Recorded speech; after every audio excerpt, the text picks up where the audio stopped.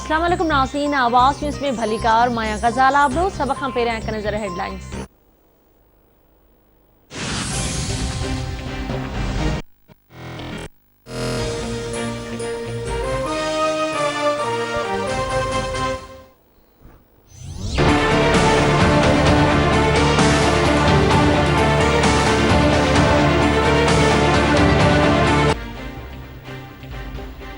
दुनिया के super power मुल्क अमेरिका जो नओं सदर केर थींदो। अमेरिकी सदारत खां पोइ मुख़्तलिफ़ रियासतुनि मां नतीजा अचण जो सिलसिलो जारी।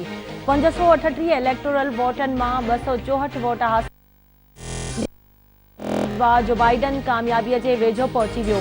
ट्रंप 214 वोट हासिल कया। संदसि कामयाबी जा इम्कान ख़तम। इम्कानी विॻोड़नि जे ख़दशे सबबि व्हाइट हाउस जे अहाते खे सील कयो वियो। अण वणंदड़ वाक़िअनि खे मुंहुं ॾियण लाइ वाशिंगटन, लॉस एंजल्स ऐं न्यूयॉर्क समेत केतिरनि ई शहरनि में हिफ़ाज़त।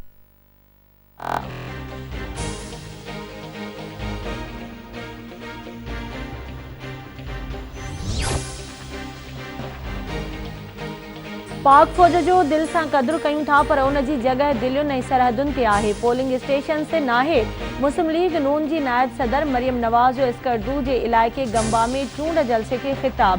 मरियम नवाज़ हुकूमत ऐं वज़ीर आज़म खे तनक़ीद जो निशानो बणाईंदे चयो आहे त 50 लख घर ठाहिण ऐं 1 करोड़ नौकरी ॾियण जो वाइदो कूड़ो आहे।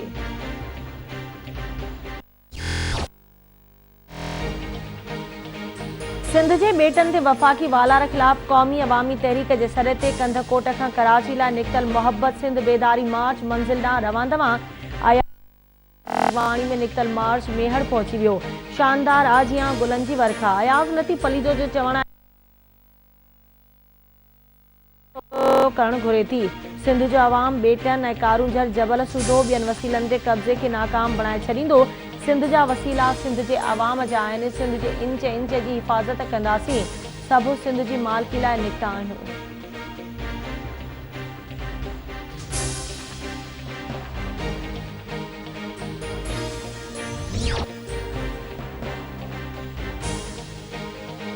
सिंध हाई कोर्ट कराची में मुसलमान थियण खां पोइ नींगरी आरज़ू जी उमिरि जो पतो लॻाइण लाइ घरू खाते खे मेडिकल बोर्ड जोड़ण जो 9 नवंबर ताईं रिपोर्ट तलब। मेडिकल रिपोर्ट अचण ताईं आरज़ू शेल्टर होम मुंतकिल।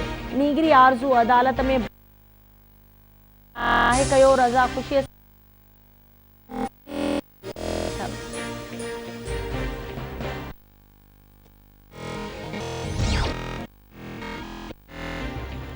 एसपी राजा अरशद कोरोना विघे लाॾाणो करे वियो। राजा अरशद खे हिकु हफ़्तो अॻु कोरोना सबबि कराची जी ख़ानगी अस्पताल मुंतकिल कयो वियो हो।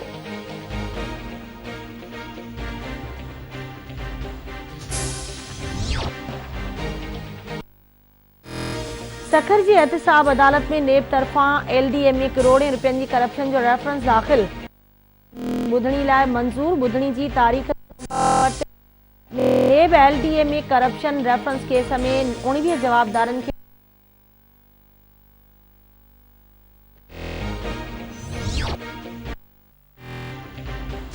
पनो आकिल वेझो। पुलिस जी शाह बेले जे कचे में धाड़ेलनि सां मुबैना मुक़ाबले दौरान ॾोहारी लियाकत जाफ़री खे मारण जी दावा।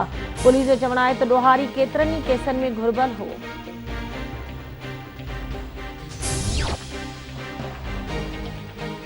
ऐं सिंधड़ी भरिसां ॻोठाणनि पारां बरसाति दौरान वाहुर न थियण ते पोलियो मुहिम जो बाइकॉट। ॿारनि खे पोलियो जा फुड़ा पीआरण खां इनकार। ॻोठाणनि जो चवणु आहे त वाहुर न थियण करे पोलियो मुहिम जो बाइकॉट कयो। जेसीं ताईं वाहुर न थींदी पोलियो मुहिम जो बाइकॉट रहंदो।